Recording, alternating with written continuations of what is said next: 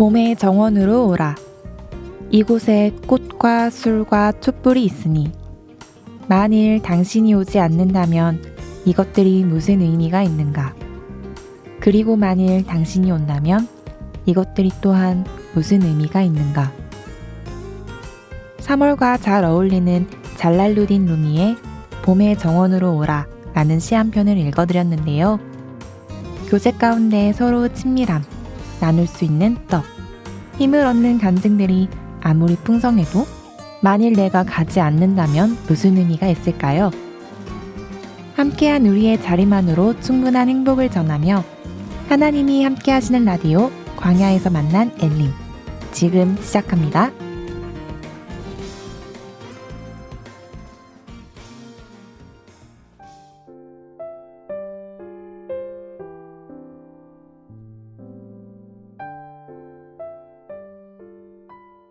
광주교회에 오신 새로운 전도인을 소개합니다. 후아유 2022.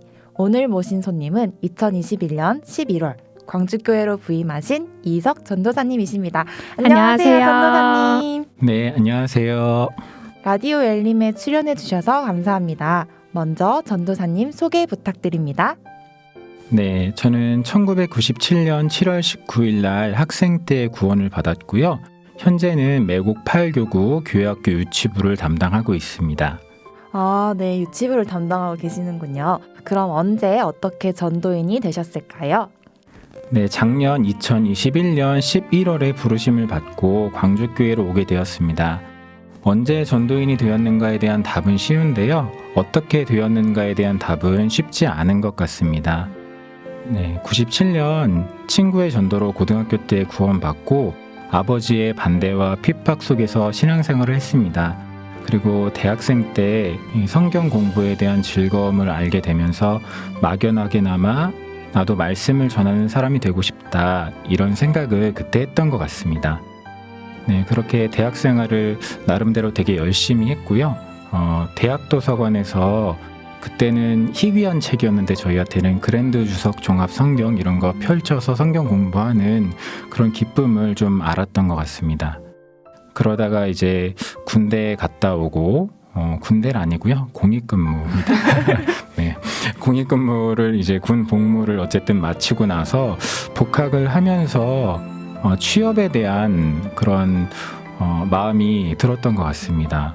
그러면서 나중에 신앙생활을 잘 하려면 취업을 우선 해야겠다라고 결심을 했고 정말 열심히 공부를 했습니다. 고3 때보다 더 열심히 공부를 이제 복학 후에 했는데 학점도 좋았고 저희 스터디 그룹에서 총 4명이었는데 저만 빼고 3명이 전부 다 그 원하던 그 시험에 다 합격을 했습니다. 근데 저만 떨어졌습니다.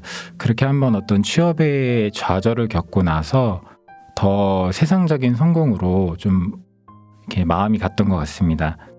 그래서 일단은 성공을 하자라는 생각으로 그렇게 좀 방황을 하다가 결국은 취업을 하고 교회 안에서 봉사 직분도 맡고 계속 신앙생활을 했는데요.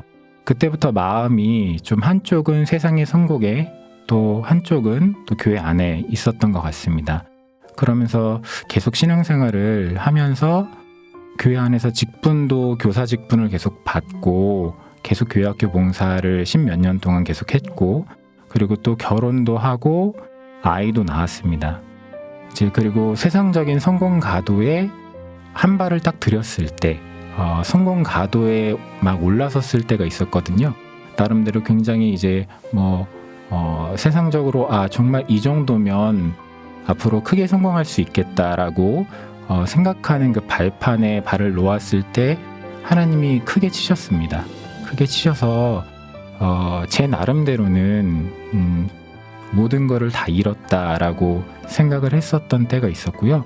그때 주님 앞에 고꾸라졌습니다. 완전히 고꾸라졌고 그러면서 대학생 때 그 꿈꿨던 하나님의 일을 하고 싶다라는 비전을 다시 하나님께서 주시게 됐고요. 그래서 그때부터 다시 기도를 했던 것 같습니다. 그렇게 몇 년 동안 하나님이 이제 치신 그 징계로 또 고난으로 몇 년 동안 많이 연단하시고 힘들게 하시고 그렇게 많이 깎으시고 아직도 부족하지만 작년 11월에 전도인으로 부르셔서 감사하게 지금은 생활하고 있습니다. 네. 대학생 때 막연했던 게 결국 비전이 되어서 전도인으로 부름을 받으셨다고 하셨는데, 처음 전도인으로 부름을 받으셨을 때 그때 마음이 어떠셨는지 궁금한데요. 처음 전도인으로 부름 받았을 때 이제 목사님 전화를 받고 이렇게 어떤 분은 굉장히 고민하고 이거는 아닐 거야 뭐 이런 말도 하셨다고 이렇게 속으로 생각도 하셨다는 것도 있고 이렇게 사양하셨다는 분도 있고 처음에는 그랬다가 목사님이 계속 해야 된다고 해서 설득을 하셔서 한 분도 있고 한데요. 저는 사실 기도를 몇 년 동안 해왔던 부분이 있기 때문에 목사님께서 그렇게 말씀을 해주셨을 때 너무 기뻤습니다. 너무 기뻤고 행복했고 그동안 주님께서 그래서 이렇게 하셨구나.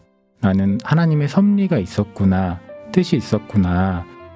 이유 없는 고난이나 이유 없는 삶은 없구나. 그런 생각이 들어서 굉장히 기뻤고 지금도 전도인 생활이 감사해 하고 있습니다. 지금이 살면서 제일 행복한 때가 아닌가 저는 그런 마음을 품고 있고요. 이렇게 간혹가다 이제 전도인으로 부름을 받는 형제님들 중에서 전도인이 굉장히 어려울 거다, 괴로울 거다 그렇게 생각을 하실 분도 있겠지만 저는 제일 행복한 생활이라고 생각을 합니다. 세상에서 어떤 직업을 갖는 것보다 교회 안에서 온전히 있을 수 있는 게 가장 큰 행복함이 아닌가 생각합니다. 정말 오랫동안 또 기도해 오신 그 응답을 받으신 것 같아서 그 기쁨이 또 저도 느껴지는데요. 사실 이렇게 매달 후아유 코너에서 전도사님, 목사님들께 이렇게 교제를 나누면서 드리는 질문이었거든요. 근데 항상 답변을 들을 때면 그 모든 전도인 분들의 그때 그 심정이 사실 고스란히 다 느껴지면서 참 쉽지는 않으셨겠지만 또 결국 하나님의 부르심에 순종하셨고 두렵고 떨림으로 전도인의 사명을 다하고 계시는 그 모습이 너무 존경스럽습니다. 전에 봉사회에서 하셨던 구원 간증을 저도 들었는데요.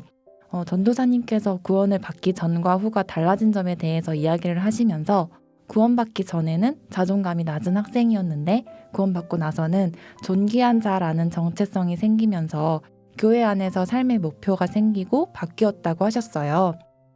저도 전도사님의 간증을 들으면서 그리스도인은 자존심이 아니라 자존감이 높아야 한다 이런 말씀도 들었던 게 생각이 났었는데요. 처한 상황이나 여러 가지 이유로 인해서 자존감이 낮아 있는 형제 자매님들도 계실 것 같긴 하거든요. 혹시 그런 마음을 가지고 계신 형제 자매님들께 해주고 싶으신 말 있으실까요? 네. 저는 요 4번 질문이 모두에게 하는 질문인 줄 알았는데 제가 구원 간증한 내용을 바탕으로 만들어진 질문이네요. 네. 감사합니다. 제가 광주 와서 구원 간증을 그때 처음 하고 또 마지막으로 한 것 같아요. 더 이상 한 적이 없는데요. 봉사에서 제가 무슨 말했는지 사실 잘 기억이 안 납니다. 너무 긴장도 하고요. 자존감이 사실 낮은 사람이었습니다. 제 동생도 지금 자존감이 많이 낮았다가 높아졌는데요. 좀 환경이 좀 그렇긴 했습니다. 굉장히 어려운 환경 가운데서 자랐고 가난한 환경 가운데서 자랐고 또 아버지가 많이 성격이 좀 강한 부분이 있으셔가지고 저희 형제가 좀 아버지의 그늘 아래 좀 많이 힘들게 자랐던 것 같습니다. 근데 이제 요한복음 9장을 읽으면서 저는 제일 감동을 받았는데요. 요한복음 9장에 이제 날 때부터 소경된 자가 나옵니다. 날 때부터 소경된 자가 길을 가고 있었는데 예수님과 제자들과 만납니다. 근데 이제 제자들이 예수님께 물어봅니다. 예수님, 저 사람의 죄가 저 사람이 날 때부터 소경된 것이 저 사람의 죄 때문입니까? 아니면 부모의 죄 때문입니까? 당시 이스라엘 사람들 사고 방식으로는 육신적인 축복을 받는 것은 하나님께 축복을 받고 하나님께 복을 받은 것이고 육신적으로 병이 있거나 가난하거나 어려운 환경 가운데 태어난 자는 그 사람이나 부모의 죄 때문에 그렇게 되었다라는 인식이 있었거든요. 예를 들면 한 부자 청년이 예수님께 꿇어 엎드려서 하나님 나라를 어떻게 하면 갈 수 있냐라고 물어봤을 때 예수님이 이제 모든 걸 버리고 네 재산을 버리고 나를 좇으라고 했는데 그 청년이 쫓아가지 못하고 재산을 버리지 못하고 심히 근심하고 갔잖아요. 그때 이제 제자들이 이제 예수님과 대화하는 장면에서 예수님이 부자가 이제 천국에 들어가는 것이 약대가 바늘구멍으로 통과하는 것보다 어렵다라는 말씀을 하셨잖아요. 그러니까 제자들이 심히 놀라서 그럼 도대체 누가 천국에 갑니까? 라고 물어보는 장면이 있는데요. 그들의 인식 속에서 유대인의 관원이고 부자고 분명히 하나님께 축복을 받은 사람조차 천국에 못 가면 도대체 누가 가냐, 그런 인식이 있었던 거라고 할 수 있습니다. 그와 마찬가지로 날 때부터 소경된 자는 제자들이 볼 때는 분명히 저 사람의 죄 아니면 부모의 죄 때문인데 누구의 죄 때문이냐. 근데 예수님은 전혀 다른 말씀을 하시거든요. 이 사람의 죄도 아니요, 그 부모의 죄도 아니요, 이 사람으로 하여금 하나님의 하시는 일을 나타내고자 하심이라 라는 말씀을 하시고 그 소경의 눈을 뜨게 해주십니다. 그리고 그 소경은 담대히 이제 예수님을 전하는 장면이 그 뒤에 나오는데요. 사람이 이제 자기가 타고난 어떤 환경이나 아니면 성격적인 결함 아니면 자기의 육신의 결함, 여러 가지 자기의 결함이나 약점들이 있거든요. 아니면 살면서 겪게 되는 여러 가지 이유를 알 수 없는 고난이나 환경이 있을 때 이거를 가지고 그 이유를 어디서 찾느냐가 중요한 것 같습니다. 이것을 다른 사람에게서 그 고난이나 약점의 이유를 찾으면 그 다른 사람에게 원망의 화살이 가게 되거든요. 다른 사람을 비난하게 됩니다. 다른 사람을 욕하고 사회를 욕하는데요. 이 비난의 화살을, 이 이유를 자기 스스로 찾으면 그때 자존감이 낮아지는 것 같습니다. 자존감이 낮은 사람을 보면 자꾸 자기가 갖는 어려움이나 어떤 약점이나 환경적인 것들을 자기 탓을 하거든요. 그때 자존감이 굉장히 낮아집니다. 근데 이 모든 것은, 특히 그리스도인은 이 모든 것의 원인은 하나님께 있다. 그리고 이것을 통해서 분명히 하나님의 계획이 있고 섭리가 있고 이를 통해서 하나님의 영광을 드러낸다라는 것을 생각을 하면, 정말 마음 깊이 깨달으면 그를 통해서 분명히 영광이 될 거라고 생각을 합니다. 요한복음 4장에서도 이제 그 사마리아 여인이 나오는데요. 그 여인도 6번째 남편하고 살고 있는 여인이었거든요. 근데 그 6번째 남편하고 살고 있는 그 여인도 수많은 내적 열등감과 사람들 앞에 나서지 못하는 부끄러움이 있었는데 예수님을 만나고 완전히 변화됐습니다. 근데 이 여인은 예수님을 만났다고 해서 상황이 변하진 않았거든요. 6번째 남편하고 사는 상황이 변하진 않았지만, 사람들로부터 비난의 시선이 사라지진 않았지만 내적인 즐거움이 생긴 겁니다. 내적으로 삶의 이유와 목적이 생기고, 오히려 그 여인이 그런 어려움이 있기 때문에 비난받을 여지, 6번째 남편이랑 살고 있는 그 여러 가지 다사다난한 아주 풍파의 삶을 살았기 때문에 오히려 그 여인이 영광이 된다고 볼 수 있습니다. 다른 여인이 아니라 그 여인이 아니라 다른 여인이 물동이를 버려두고 사람들한테 외쳤으면 사람들이 그만큼 예수님의 말을 믿지 않았을 겁니다. 근데 그 여인이 물동이를 버려두고 사람들 앞에 당당하게 나섰기 때문에 예수님께서 말씀을 전할 수 있는, 그 사마리아의 복음이 전해줄 수 있는 토대가 됐거든요. 그래서 우리의 약점이 오히려 하나님께 영광이 될 수 있다. 그런 부분으로 자존감을 다시 회복하셨으면 좋겠습니다. 하나님이 가장 사랑해 주신다는 것을 늘 기억하면서 나는 존귀한 자라는 것을 잊지 않으셨으면 좋겠습니다. 신앙생활을 하면서 늘 좋은 마음을 유지하는 것은 정말 어려운 일이라고 생각이 되는데요. 고난 가운데 빠져 낙심할 때, 이럴 때 전도사님께서는 어떻게 회복을 하셨는지, 낙심에 벗어나 훌훌 털어버리는 전도사님만의 방법이 있을까요? 낙심에 벗어나 훌훌 털어버리지 잘 못합니다, 사실. 네, 저도 태생적으로 좀 부정적인 성향이 있어가지고요. 쉽게 작은 일에 좀 낙심하거든요. 그래서 저는 태생적으로 좀 의심도 많고 낙심도 많이 해서 구원받고 나서 몇 년 동안 구원 의심도 굉장히 많이 했습니다. 그래서 구원 의심 때문에 찾아오는 그런 학생들이나 초등학교 고학년 아니면 중고등학교 여학생들 상담하다 보면 구원 의심을 참 되게 많이 합니다. 근데 저는 좀 이해가 되더라고요. 저도 의심이 많고 좀 작은 일에 낙심도 많이 하고 그러다 보니까 어쨌든 저도 이제 여러 가지 일이 생겼을 때 부정적인 상황에서 부정적인 경우의 수들을 참 많이 생각하게 됩니다. 근데 그러다 보면 쉽게 그냥 낙심에 빠지는데요. 근데 하지만 좀 몇 차례 인생의 좀 위기를 저도 겪으면서 이렇게 겪으면서 이 상황을 해결해 줄 수 있는 분은 하나님밖에 없다라는 어떤 본질적인 거를 체험적으로 좀 깨닫게 된 것 같습니다. 이게 아직 나이가 많지 않은데 이렇게 말하니까 좀 저 스스로도 민망한데요. 하여튼 굉장히 어렵고 절망적인 상황 속에서 정말 왜 살아야 하나 아니면 그냥 하나님 앞에 이대로 가고 싶다라는 그런 마음과 생각이 있었을 때 가족도 어느 정도는 위로가 됩니다. 어느 정도는 위로가 되고 자매한테 참 고마운 게요. 자매가 제가 정말 제 잘못으로 어려워진 때가 있었거든요. 근데 한 번도 저한테 뭐라고 한 적이 없었습니다. 제가 돈을 안 벌어오고 1년 넘게 도서관에 가서 성경만 봤거든요. 그게 저희 아이가 2살 땐가 그랬습니다. 하여튼 돌 지나서 있었던 일인데요. 그런데 자매가 한마디 원망도 안 하고 집에 오면 자매 때문에 그나마 큰 위로가 됐습니다. 아이는 아직 아무것도 모르니까 위로가 됐는데요. 근데도 온전한 위로는 안 됩니다. 왜냐하면 자매가 해결해 줄 수 있는 건 아무것도 없거든요. 위로자일 뿐이지. 근데 또 진정한 위로자는 안 돼요.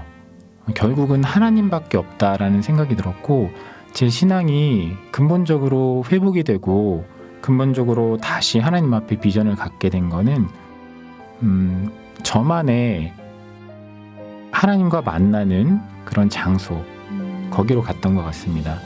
마치 낙심했던 엘리야에게는 호렙산이 있었고 그 다음에 야곱에게는 베델이 있었던 것처럼 저에게는 저만의 베델과 저만의 호렙산이 있었습니다. 제가 구원받고 가장 신앙이 뜨거웠고 또 가장 하나님과 가까웠던 때가 언제냐, 큐티를 했던 때였다라는 그런 다시 기억이 떠올랐습니다. 구원받고 고등학교 때 그리고 대학교 때 자기 전에 하나님 앞에 기도하고 성경을 읽었었던 그때 아버지의 반대와 핍박이 심했거든요. 아버지 몰래 성경 펴놓고 기도하고 또 읽고 묵상했던 그리고 기도하면서 울고 성경 읽으면서 울고 했던 그 기억들이 다시 위기와 어려움 속에서 고난 속에서 다시 큐티를 했을 때 하나님과 만나는 장소, 하나님과 내가 1대1로 대하는 그 시간 속에서 하나님이 마음을 놀랍게 회복시켜 주시는 것을 확인할 수 있었고 또 다시 옛날의 비전을 다시 갖게 해주셨고 오히려 그때 그런 기도를 했던 것 같습니다. 제가 큰 징계와 고난 속에서 다시 한 몇 년 동안을 성경을 제대로 읽질 않았거든요. 읽긴 읽었습니다. 성경 읽기표에 따라 읽고 귀에서 시키는 대로 읽고 근데 묵상을 한 적이 없었습니다. 몇 년 동안 하나님을 좀 마음으로 떠나 살면서 근데 징계를 받고 고난을 받고 처음으로 다시 하나님 앞에 큐티를 해야겠다. 그런 생각을 가지고 이제 요한복음 1장 1절부터 큐티를 하려고 펴서 하는데 너무 막 말씀이 깨달아지고 너무 좋은 거예요. 그래서 그때 막 울면서 막 노트에다가 울면서 적으면서 했던 기억이 있습니다. 그리고 큐티가 그날 끝나고 하나님께 그런 기도를 했던 것 같습니다. 말씀이 이렇게 깨달아지고 기쁨이 있다면 이 고난을 계속해도 좋습니다. 이런 기도도 했던 것 같은데요. 그만큼 육신의 상황과는 다른 영적인 기쁨으로 충만하다면 고난이 아닌 그런 또 삶을 살 수 있지 않을까 그런 생각을 했습니다. 전도사님의 추천 방법은 하나님과의 만나는 시간, 말씀 묵상을 말씀해 주셨는데요. 낙심하고 낭망에 있을 때일수록 하나님을 생각하고 하나님을 바라보는 것이 더 중요한 것 같습니다. 어떻게 보면 나를 보면 볼수록 더 수렁에 빠지고 악화될 뿐인데 하나님께 온전히 의지하는 것이야말로 가장 최고의 방법이 아닐까 싶습니다. 이제 전도인이 되신 지 아직 6개월이 채 되지 않았는데요. 정말 몸과 마음이 모두 바쁘실 것 같아요. 요즘 전도사님께서 느끼고 계시는 하나님에 대해서도 이야기를 나눠보고 싶은데요. 네, 요즘 느끼는 나의 하나님 여기도 써왔는데요. 네. 나보다 나를 잘 아시는 분이라는 네. 생각을 했습니다. 제가 하나님께 징계를 받을 때도 딱 감당할 수 있을 만큼만 주시고 그 징계 속에서 만약에 자매까지 뭐라고 했으면 버티지 못할 것 같았습니다. 네, 정말 집에서는 위로받을 수 있도록 해주시고 또 그 징계를 통해서 또 저의 그 큰 죄도 버리게 하시고 또 때로는 이거는 내가 잘못한 게 아닌 것 같은데 라는 이유를 알 수 없는 고난을 주실 때도 그 고난을 통해서 분명히 신앙 안에서 배우는 게 있고 주님의 섭리가 이루어진다는 생각이 들었고 제 신앙의 깊이가 조금은 더 깊어진다는 생각이 들어서 다 하나님의 섭리 가운데 있구나, 나를 잘 아시는구나 그런 생각이 들었고요. 또 적절한 때에 때로는 감사와 은혜의 어떤 비를 내려주셔서 내가 정말 삶 가운데 하나님께 감사할 수 있는, 하나님께 감사할 수 있는 그런 것을 또 깨닫게 해주셔서 내가 언제 고난이 필요하고 내가 또 언제 징계가 필요하고 내가 언제 은혜가 필요한지 하나님이 가장 잘 아신다 그런 생각이 들고 있습니다. 나보다 나를 더 잘 아시는 분의 하나님에 대해서 느끼셨다고 하는데 저는 최근에 하나님이 전지전능하시다라는 그 명제가 저에게 가장 크게 와닿아요. 왜냐면 최근에 들었던 말씀 중에 이제 기다림에 대해서 관련한 조각 말씀을 들었는데 거기서 이제 가룟 유다와 이제 베드로를 비교하면서 베드로께서 예수님을 부인하고 정말 낙심하고 좌절돼 있을 때, 그리고 가룟 유다가 예수님을 판 선택을 했을 때 두 사람의 차이가 이제 기다리지 못했다. 이제 그런 관련한 말씀을 들으면서 전도사님 말씀처럼 정말 나보다 나를 잘 아시는 주님, 그러니까 나의 모든 것을 아시는 주님, 나의 선택이 저는 이제 살면서 내가 경험치가 쌓아질수록 능력치도 쌓아질 줄 알았고, 뭔가 과거에 내가 이러한 선택을 하거나 뭔가 나라면 이랬을 것 같아, 나라면 이럴 것 같아, 약간 이러한 자기 과신하는 그런 뭐랄까 그런 게 있었는데 제가 느끼는 하나님은 전지전능하십니다. 네. 안나 자매님은 전지전능하신 하나님을 많이 느끼고 계신다고 하셨는데요. 저는 요즘에 느끼는 저희 하나님은 아빠 같은 하나님이시였어요.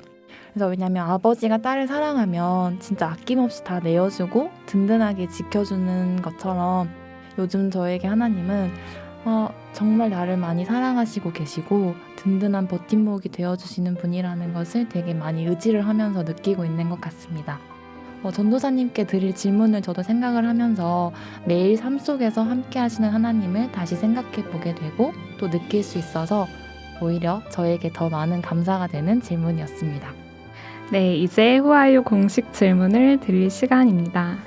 전도사님을 그리스도인으로서 한 단어로 표현해 주실 수 있을까요?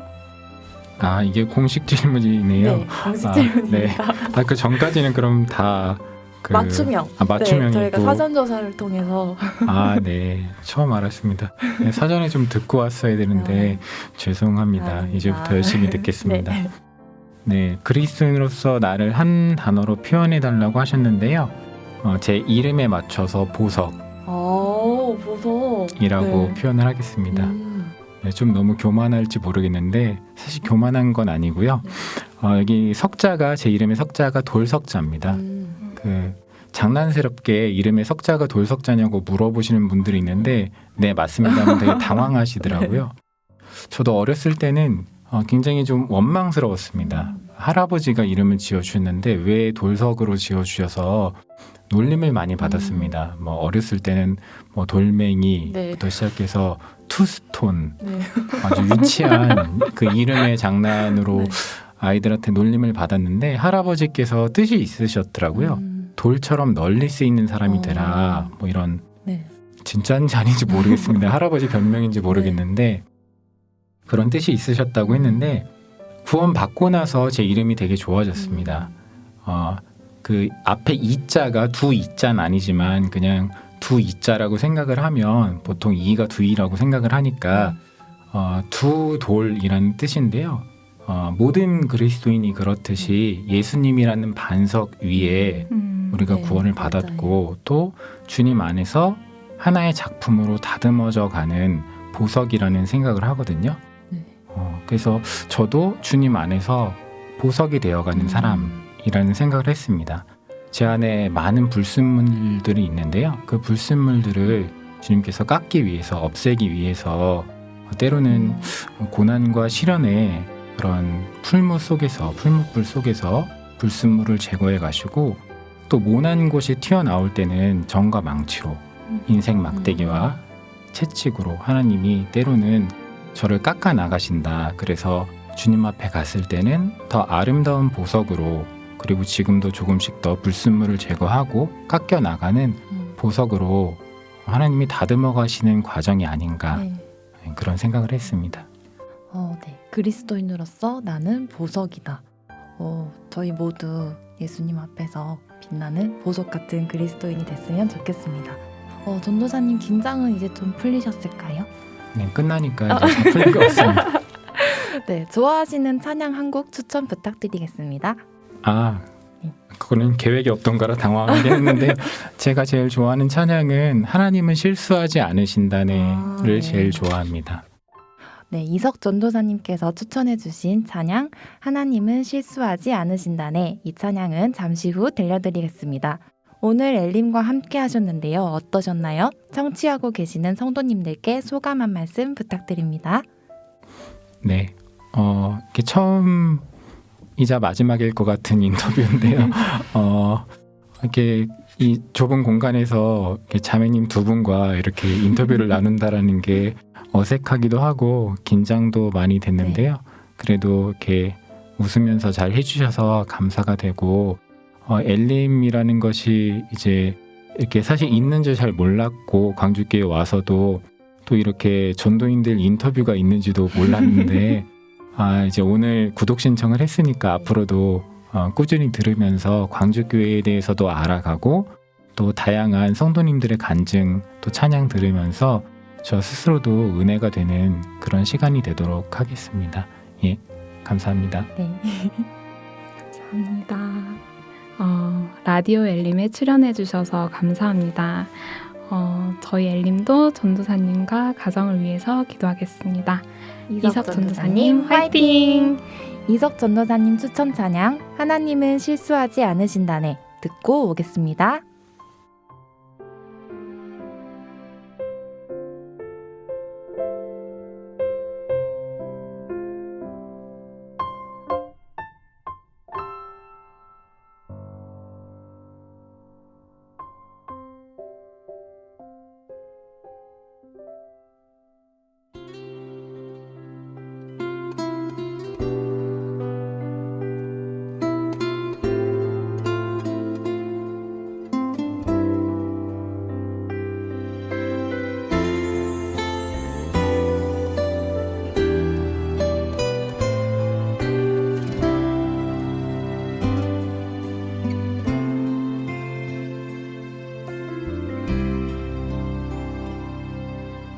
걷는 이 길이 혹 굽어도는 수가 있어도 내 심장이 울렁이고 가슴 아파도 내 마음 속으로 여전히 기뻐하는 까닭은 하나님은 실수하지 않으심일세. 내가 세운 계획이 혹 빗나갈지 모르며 나의 희망 덧없이 쓰러질 수 있지만 나 여전히 인도하시는 주님을 신뢰하는 까닭은 주께서 내가 가야 할 길을 잘 아심일세.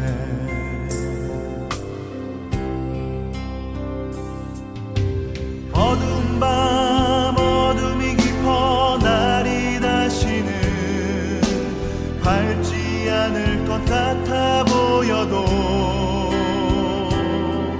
내 신앙 부여잡고 주님께 모든 것 맡기니 하나님을 내가 믿음일세. 지금은 내가 볼 수 없는 건 너무 많아서 너무 멀리 가물가물 어른거려도 분명히 오라 나 두려워 아니하리. 만사를 주님께 내어 맡기리. 차츰차츰 안개는 거치고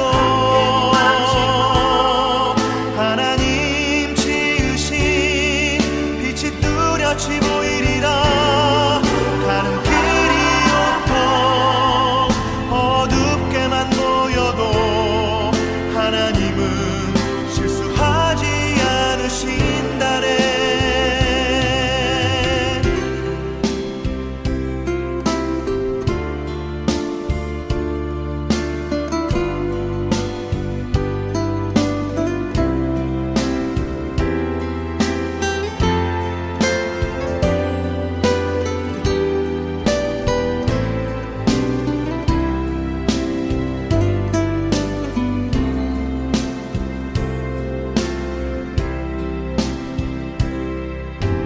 어두운 밤 어둠이 깊어 날이 다시는 밝지 않을 것 같아 보여도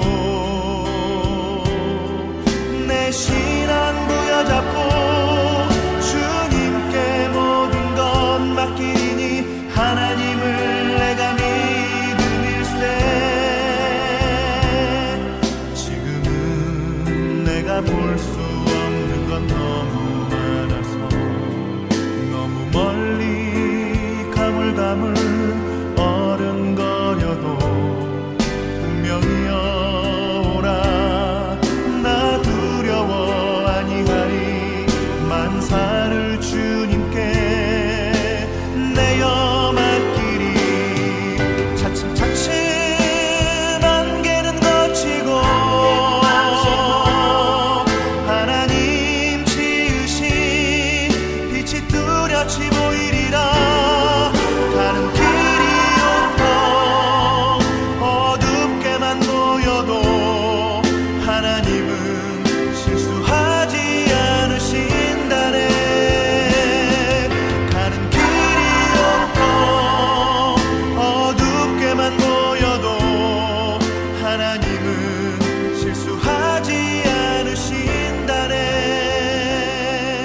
하나님은 실수하지 않으신다네.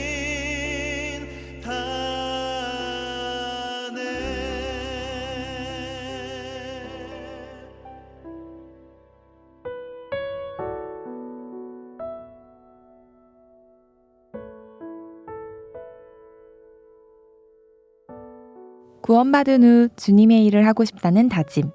그 기도 응답을 받으셔서 너무 기쁘셨다는 이석 전도사님의 간증을 들으면서 하나님 앞에 나는 지금 어떤 마음으로 살고 있는지 되돌아보게 되었는데요.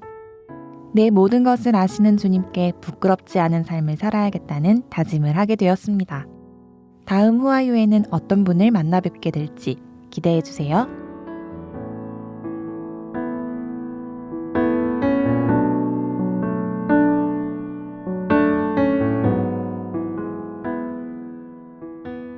그러므로 믿음은 들음에서 나며 들음은 하나님의 말씀으로 말미암았느니라. 로마서 10장 17절 말씀. 손가락으로 성경을 읽고 귀로는 하나님의 말씀을 듣습니다. 보이지 않아도 행복한 시각선교부. 그 이야기 지금 시작합니다.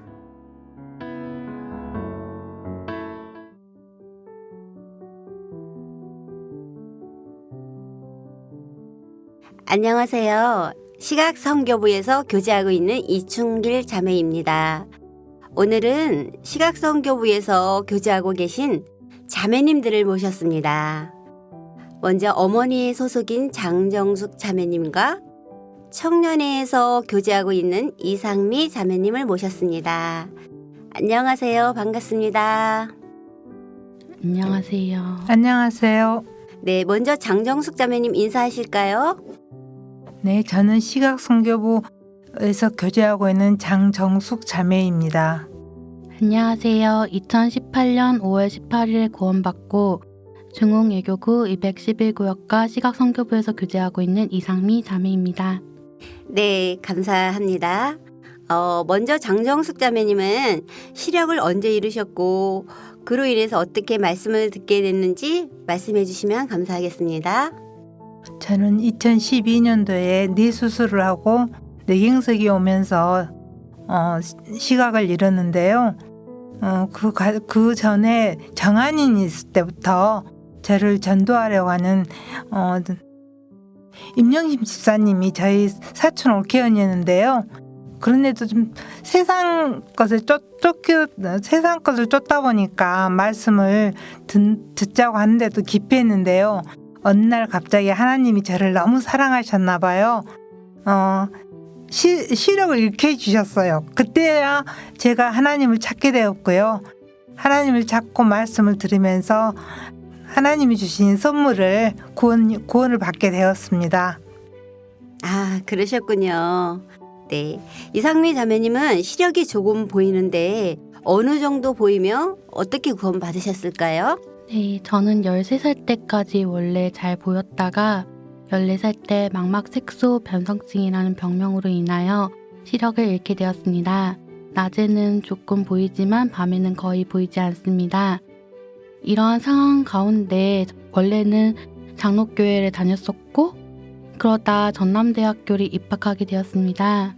그해 같은 학과에서 재학 중인 김다슬 자매님을 만났고 그 자매님께서 항상 저에게 상미는 영혼이 있어? 천국에 갈 수 있어?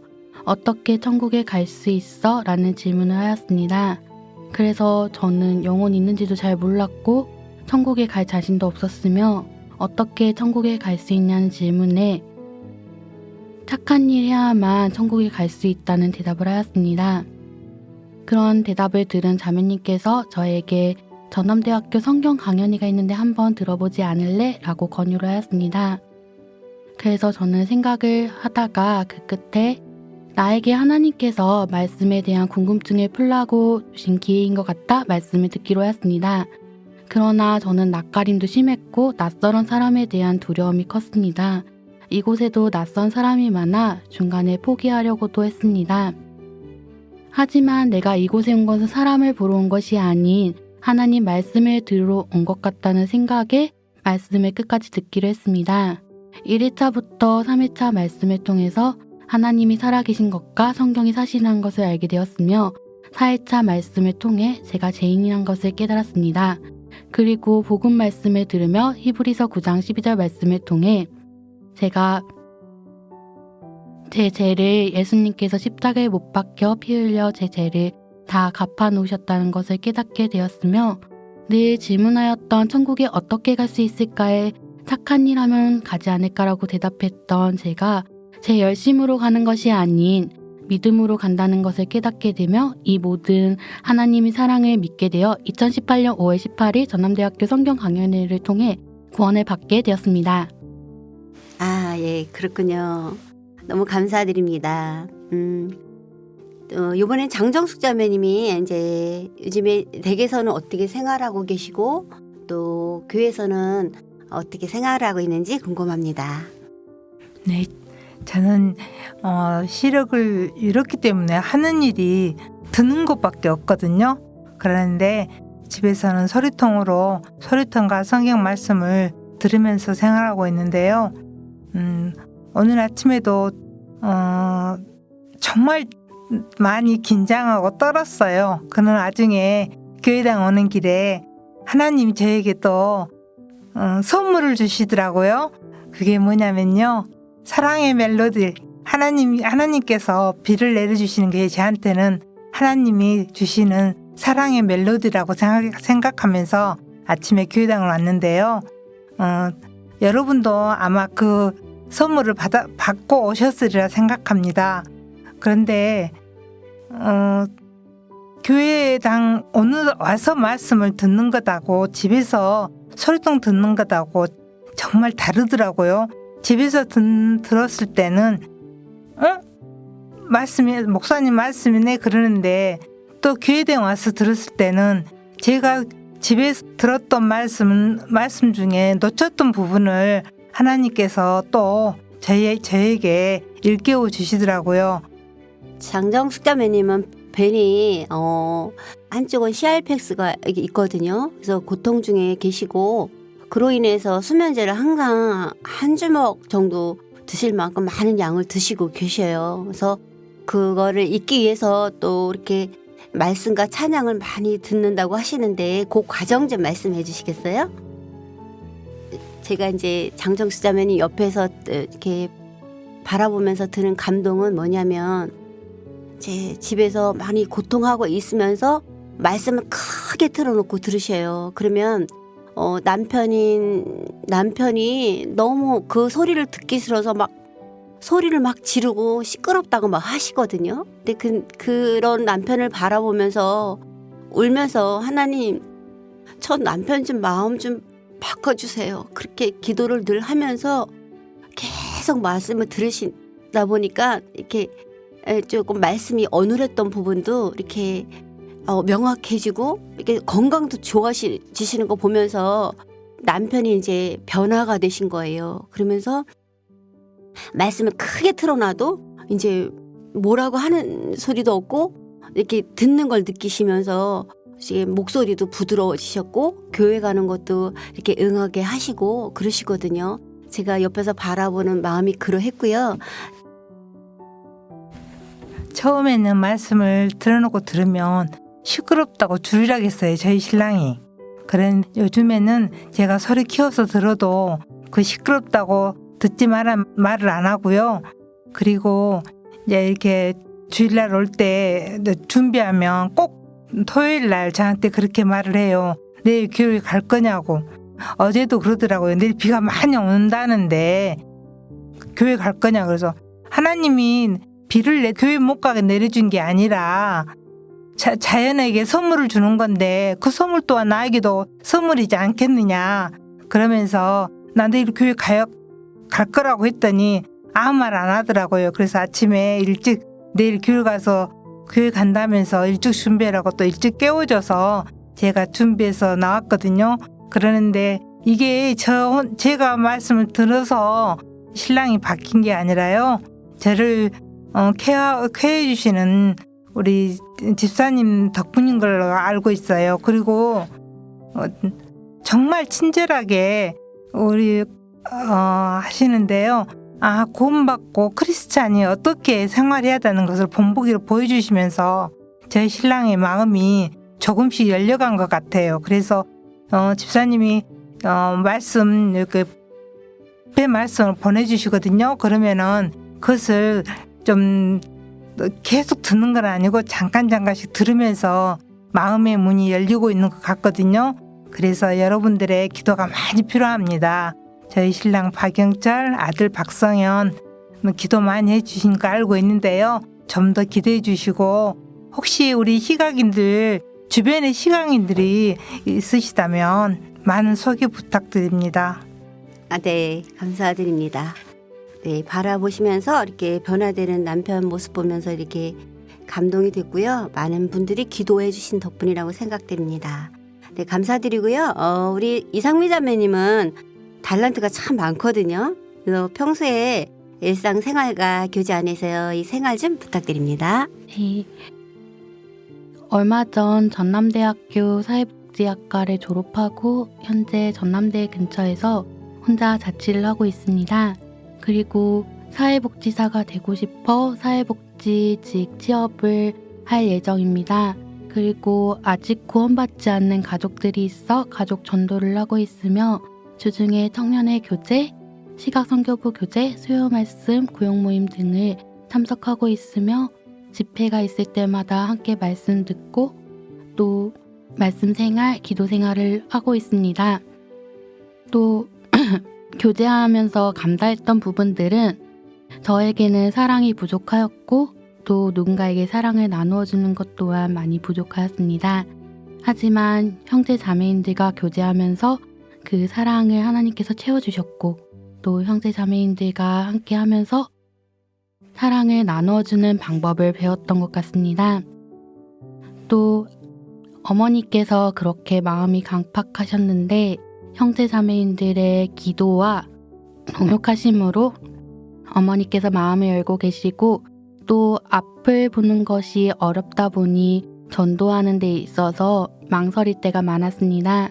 하지만 형제 자매인들의 기도와 동역으로 용기를 내어 주위에 있는 영혼들 뿐만 아니라 가족들에게도 하나님의 사랑을 전할 수 있었던 것 같고 또 제 마음속에 전도를 하며 고난이 생길 때마다 하나님 말씀과 형제 자매인들의 간증을 통하여 큰 위로를 받을 수 있어 하나님께 감사가 되었던 것 같습니다.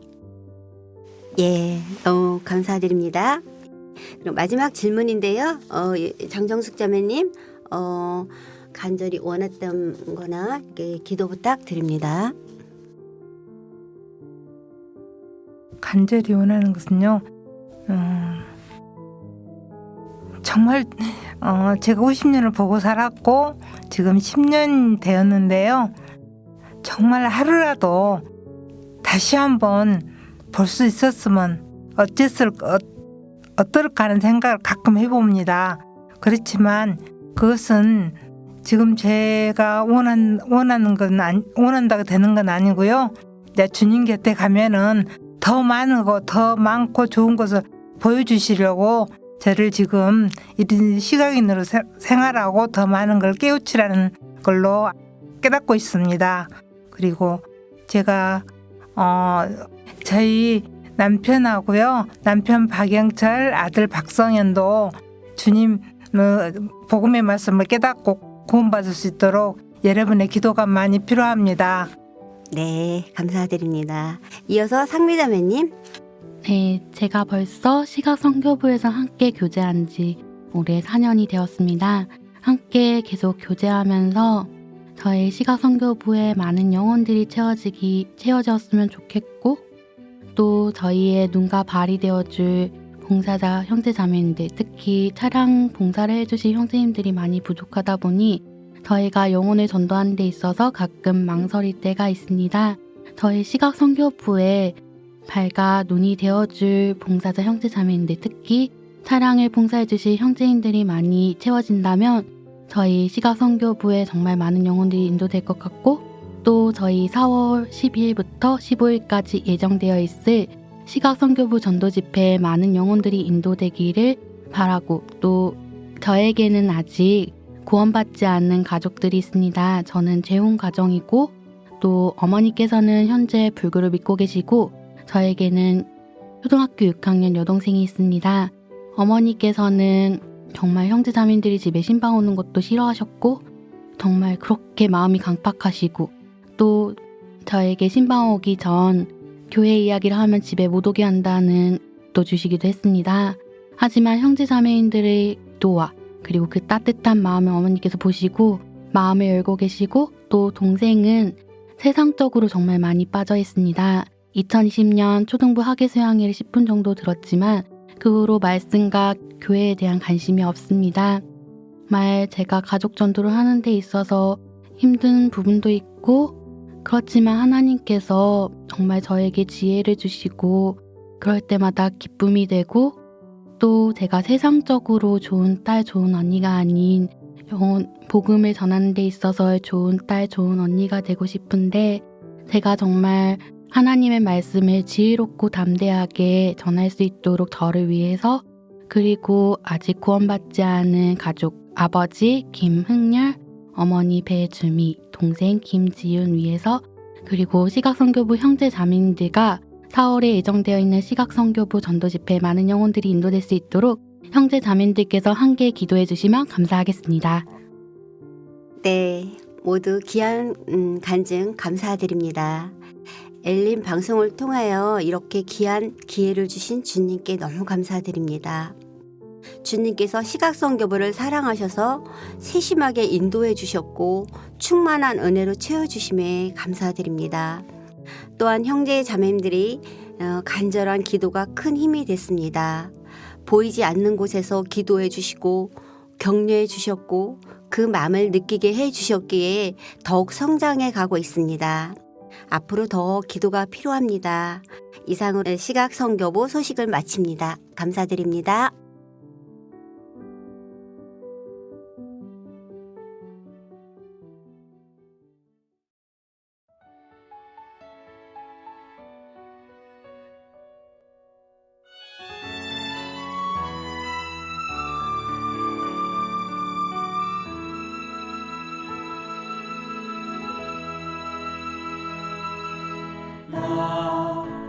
가진 재물 없으나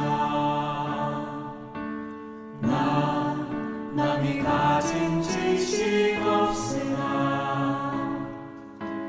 남에게 있는 건강 있지 않으나 남이 없는 것 있으니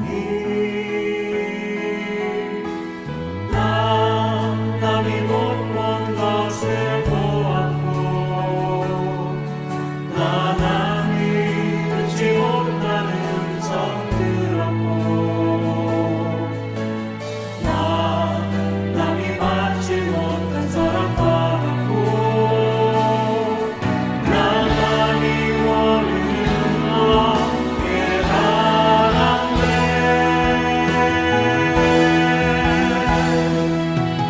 공평하신 하나님이 남이 가진 건 다 없지만 공평하신 하나님이 남이 없는 것 갖게 하셨네.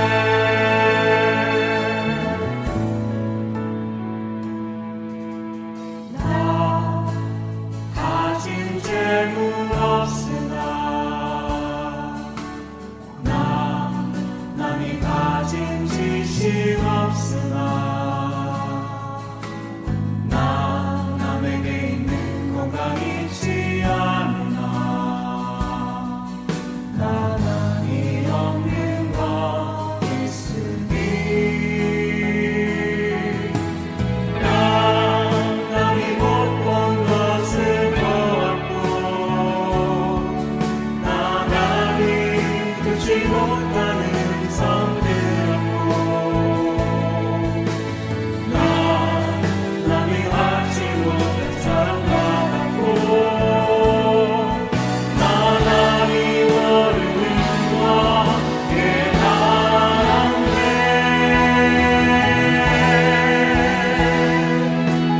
공평하신 하나님이 남이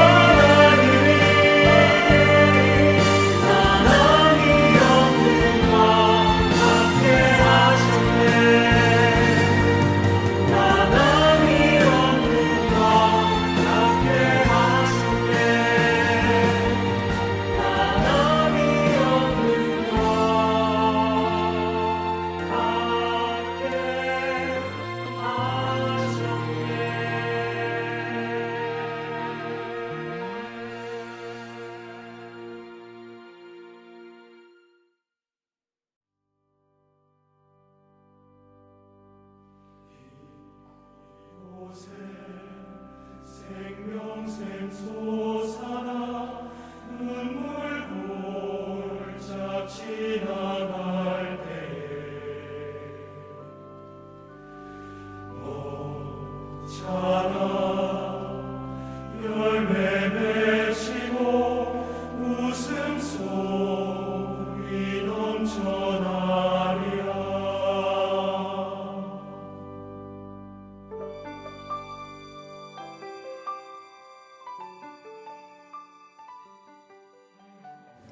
꽃은 아름다움을 자랑하고 또 다른 생명을 담아내는 그릇입니다. 찰나의 아름다움이 지면 생명의 열매는 탄생하게 되죠.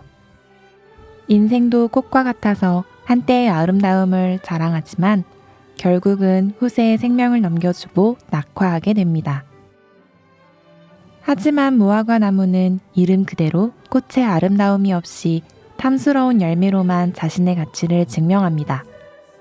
그럼 무화과의 생명은 어디에서 오는 걸까요? 생명의 비밀은 바로 열매에 있습니다. 열매에 숨겨진 무화과꽃. 이것이 무화과 나무의 비밀이자 성도의 비밀입니다. 우리의 인생도 찰나를 자랑하다가 시들어가는 게 아닌 열매 속의 부활로 살아가는 비밀을 가진 그리스도인입니다. 이러므로 그의 열매로 그들을 알리라. 우리의 결실한 삶이 그리스도인의 가치를 증명하기를 바라며 하나님이 함께 하시는 라디오 광야에서 만난 엘림. 다음 주에도 함께해요.